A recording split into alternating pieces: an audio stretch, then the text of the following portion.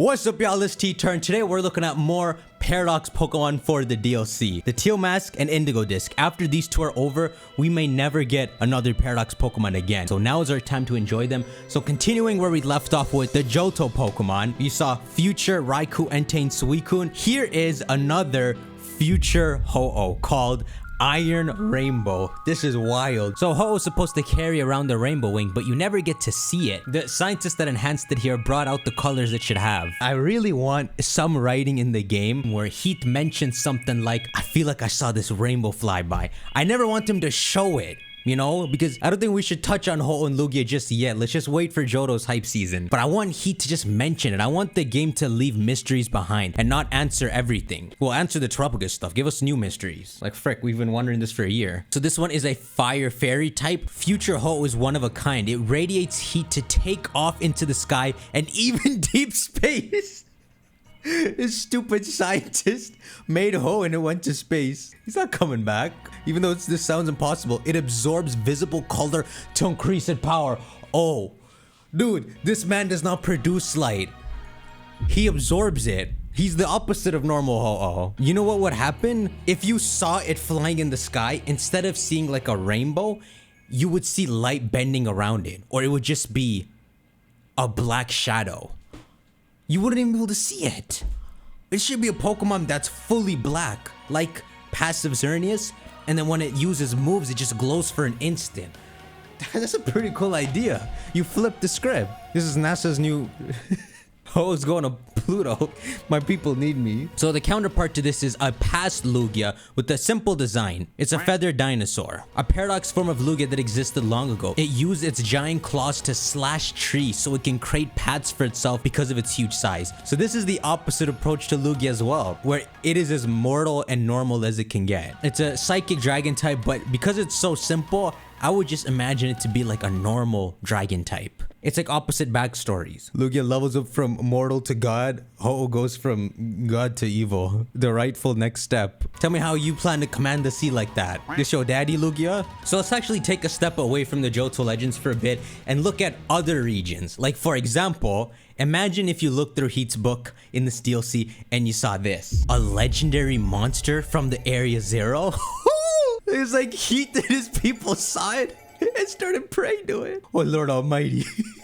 Who is this headless demon? So I don't know if you can notice it right away. It initially looks like some kind of Regigigas. Could you imagine Heath found just a roaming Regigigas in Area Zero? I would cry. It's so scary. You're minding your business, this giant titan is walking by? There is one place in all of Pokemon that we've seen a giant titan with no head. And if you want a hint, we can unblur this part. It actually is an open mystery that Game Freak left in the games, that the 4 Tapus can use the Z move Guardian of Alola and it summons some figure. The Extreme Randomizer poked fun at it, said it was the father of the 4 Tapus, and if we ever revisit Alola like 7-8 years down the line, Pokemon Legends Necrozma, maybe they'll explain at some point what that creature is. But here's a take. Let's see what Heath wrote. After our recent discovery, we were flabbergasted by the discovery of that man-made artifact, but it was just the beginning. As soon as we went investigating further, we discovered a cave with a perfectly circular opening. As soon as we reached the end, we have found our biggest discovery until now. We have found a cave painting depicting people worshipping a giant creature. That's even creepier. They found this etched in the wall of some lost cave in Area Zero. This whole drawing and people worshipping it. Now, the design itself is not what you think. This is what the silhouette looks like.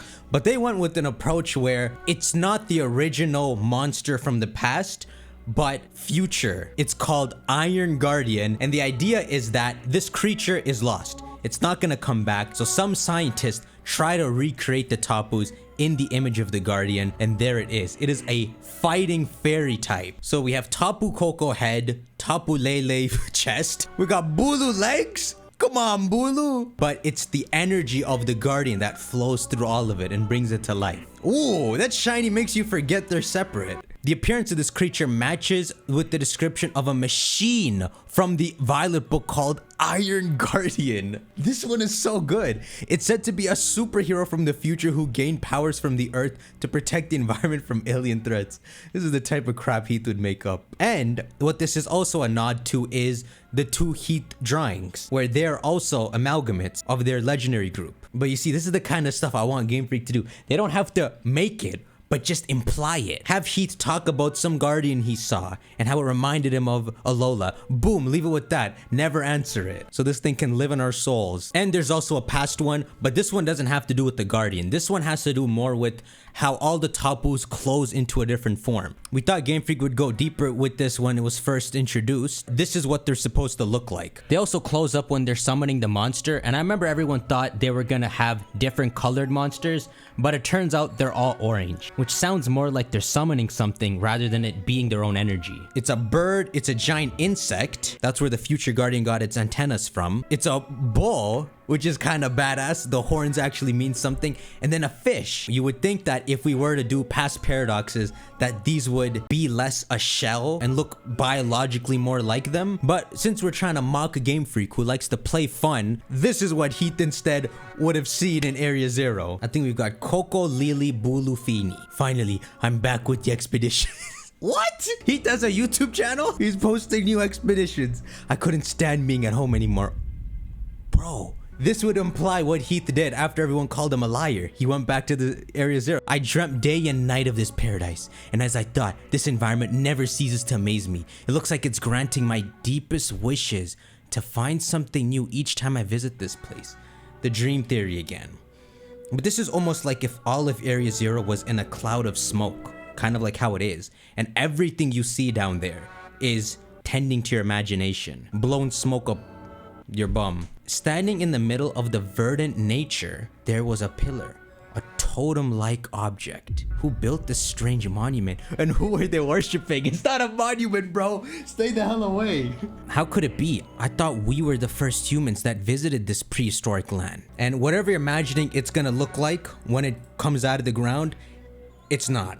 This is what it looks like. So you imagine it's this Pokemon that very creepily, when it wants to go to sleep, just positions itself like a tower and stays still. I hate, oh, it's so creepy. Its name is Tribal Warden. It's like a warden roaming Area Zero, and if it spots you, it's gonna eliminate you. It's said to have been worshipped by a long lost civilization. So really the creature's not supposed to make sense, but that's the mystery of Area Zero. But I want to end this video taking us back to Johto and showing us Bulby Boy and Venus's take on a past Ho-Oh. This is a Ho-Oh looked at as like the greatest god of them all. It comes down and the people can't understand how a creature this magnificent can exist. This is what it looks like. Ho-Oh is a phoenix at the end of the day. That's what this is. It's got all the phoenix features, the red and blue wings and flames, its real tail and two flowing blue ribbons. And you see that? It has claws. This thing could have ripped something apart. Ho-Oh doesn't have that. If people saw this thing flying by, there's no shot people don't think it's some kind of god. And what's even cooler is its entry. Believed to be an ancestor of the legendary Ho-Oh,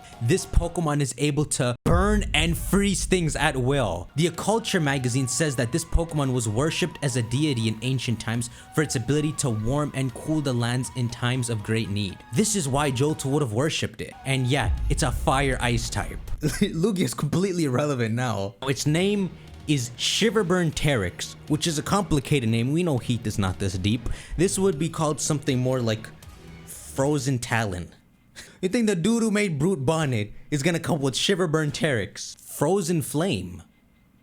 You know, if this Pokemon existed, its base stat total would be like 700. What Phoenixes do is they die and rise from the ashes. Maybe the idea is each time Ho-Oh dies and rises again, it's slightly different each time. So it slowly deviates with each rising. So maybe if you go back to the Ho-Oh that came before ours, that's what it would have looked like. To this day, we still do not have a fire and ice type Pokemon, do we? Shut up, Darmanitan, you don't count. Especially if you take this back to like the Ice Age days. There was also another Ice Age that ended like 10 to 11,000 years ago. And this makes the perfect time period that this thing would have come down and helped the people survive. I've got to stop staring at this because I want it to happen so bad. I'm gonna call it quits here. Make sure y'all shank that like button. We have the Sinistea R fake and a lot more stuff I gotta talk about. We'll do that next time, and I'll see you on the next video. Take care.